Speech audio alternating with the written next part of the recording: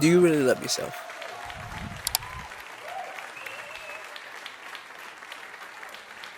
Do you love the person that you see every single day when you look in the mirror?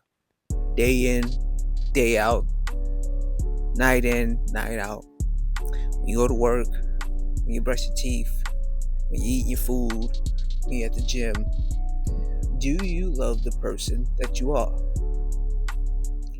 And I'm asking this question because a lot of times we believe that loving yourself is simply just spoiling yourself. And there's nothing wrong with spoiling yourself. When you put it in the work and you're doing the things that you know you need to be doing on a consistent basis, gym, putting God first, doing what you need to do as a person, as an individual, there's nothing wrong with that. But do you really love the person who you are? I think in today's time, there's a lot of people LARPing love for themselves, right? Putting on a character to who they truly are. Now, this isn't everybody, right? So take the nuance, place it in your brain, leave it there. Me, for example, I love who I am. I like anime. I like to stay up on my fitness. I enjoy downhill mountain biking, even though I'm just getting into the sport. And amongst other things that I enjoy doing, I like reading. I like the fact that I'm a considerate person. I like the fact that I'm very introspective. I think a lot. I even like the bad things that I've done in life. Not to say that I enjoy them, but that's a part of the person that I am in front of you, in front of this camera today. And this is what I mean. Do you truly love who you are? Do you sit around all day and just ponder on, dang, I shouldn't have did that? Well, man, why I do that? Because, guys, there's so many people living in that state of mind. There's so many people that is living in this royal rumble of the things that they missed out on, the things that they don't do on an everyday basis that they keep telling themselves to do, the mistakes they've made, the choices they made, the people they've hurt, the times where they may be hurted or neglected themselves. There's a lot of people that live in this mindset. How do I know? Because I used to be one of these people. I used to be a person that would just sit around and, dude, I would say the most awful things about myself. And I could never accept past transgressions that I've committed against myself and other people. And it took me a very long time to accept the things that I didn't like about myself. And that's one of the major things that's going to help you really understand love for yourself. Because loving yourself isn't just about buying things, going places. Loving yourself is often the things that you don't initially like about who you are, right? As a human being, we tend to like to compare ourselves to other people to see where we measure up. When really, we should be comparing ourselves to ourselves. And I bring that into this conversation because in my life, I've noticed, not only amongst myself, but conversations that I've had with friends, co-workers of that nature, where I noticed there was a lack of empathy and forgiveness within not only myself, but within the people that I've had these conversations with. I've had conversations with folks where I could just tell that they didn't really love themselves at the same time too. And we think we do, whether we're using substances, some form of escapism, right? Lust, gooning. There's a number of negative things that we do or have done that we attribute to something positive when that's not the case. So when you're loving yourself, you're taking care of your health. Health is number one, man. You gotta eat healthy. Because no matter what you want to achieve in life, you can get $1 million. You can get $1 billion. You can be the world's first gazillionaire. I don't even know if that's a word, but you get the example.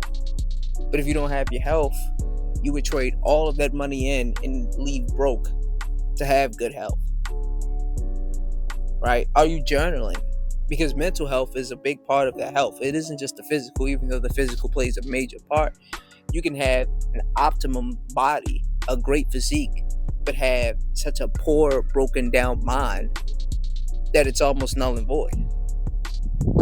You know, read, journal, right? Sometimes just getting out here in some grass, you know, taking the old shoes off and just get grounded. Take a seat, man. Look around. Touch grass, as they would say. Man, I can't tell you how many times I've spent in my previous years just sitting around thinking and just being the worst type of person to myself. Right? Oh, I'll never be consistent with content. I'll start my fitness journey, but I'll never be in shape as I want to be. And then I noticed that I was just confirming those negative beliefs. So they never happened. And so I stayed in those ruts of, the negative mindset. I stayed in the ruts of, dang, man, life is just not going my way. I stayed in the ruts of not being, responsible in my finances and my social life, right? So when you hear somebody ask the question, do you love yourself? Are you truly loving who you are as a person? Right? Like, I even like the things about myself that I'm still working on. Like, sometimes I'm a little awkward. I don't mean no harm by it, but that's just who I am, I love that I can be alone with myself. I can make myself laugh. And I mean a real, like, knee slapper. You get what I'm saying? Like a genuine knee slapper of a laugh. And it's no one around, but I'm enjoying my own company. So when you get in situations and scenarios like that, you really got to ask yourself, like, dude, do I love who I am? Because you got to be enough for you before you're enough for anybody else. And that's the main focal point of this video, man. There's so much going on about this men versus women thing and all of that type of content, right? But none of that matters, whether you're a man or a woman. If you don't have a wholeness of acceptance and gratitude and true love and understanding of who you are as a person, then inviting somebody else into your life, into your space, into your everyday is going to always seem like a never-ending constant battle, because you are not truly at one with yourself. You have to be one with who you are first before you can invite anyone else into your life. That's why when people ask me about dating and stuff like that, I say, hey man, if you are not one with self, it is no point, man, woman, identify as a stop sign. There is no point of you inviting anybody into your life if you are not one with yourself first. Whether you have the money, whether you have the career, whether you have the status, whether you have the fame or not, because none of these outside things can make you whole with yourself. And I got to be honest with you, again, I don't really push my faith on other people, but God has came into my life. And I've always been of Christian faith. That was even a point of time where I prayed and I walked away from my faith because I just grew up in this and I wanted to know God personally. But when I invited God back into my life, that's when I noticed I started to accept the things that I didn't like. And I worked on them. Because that's the beauty of it all, guys. You can work on the things that you don't like about yourself.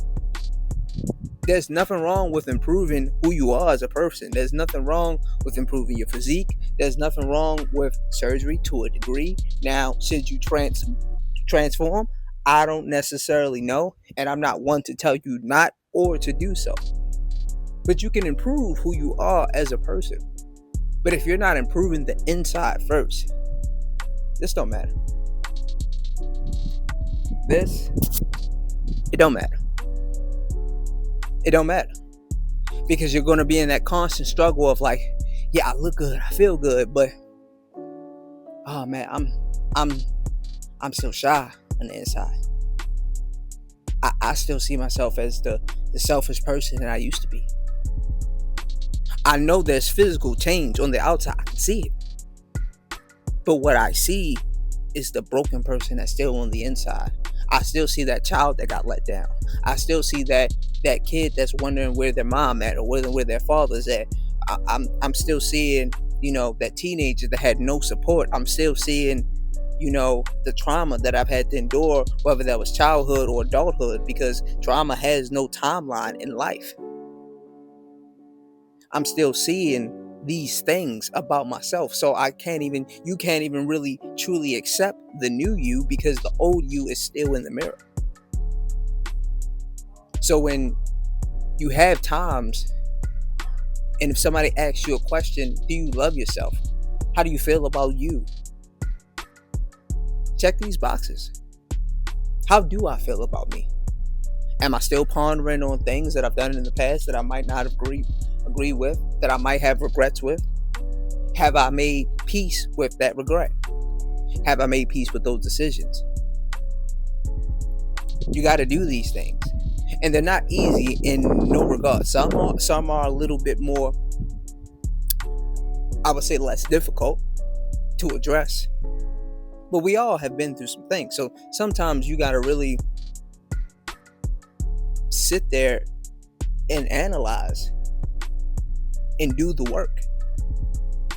Because there's a lot of people saying, hey man, just get a bunch of money, especially to my fellas. Hey, just get your bread up, man. Girls are like you. We see it every single day, in and out. Dudes getting played left and back and forth. Dudes getting sued, getting false accusations on them. Some of them not. I don't know. Not me. But you get the point. Same thing with you, ladies. You know what I'm saying? Really sit back and ask yourself, who do I love who I am? Because outside things will never fix what's broken on the inside. It just won't. And that's it for this video, guys. It is your boy. It's your host, Ozzy. Welcome back to the channel, man. Hope you found this video informative. If you found it informative and you found it motivational and it spoke to you, go ahead, drop a comment in the comment section. Let me know how you felt about this video. Man, hit that like button, hit that share button, share this with a friend, somebody that might need this talking to, hit the like button, tap that noti bell, give it a shout. You know what I'm saying? I appreciate you guys for coming in. Enjoy the rest of your day. Have a great weekend.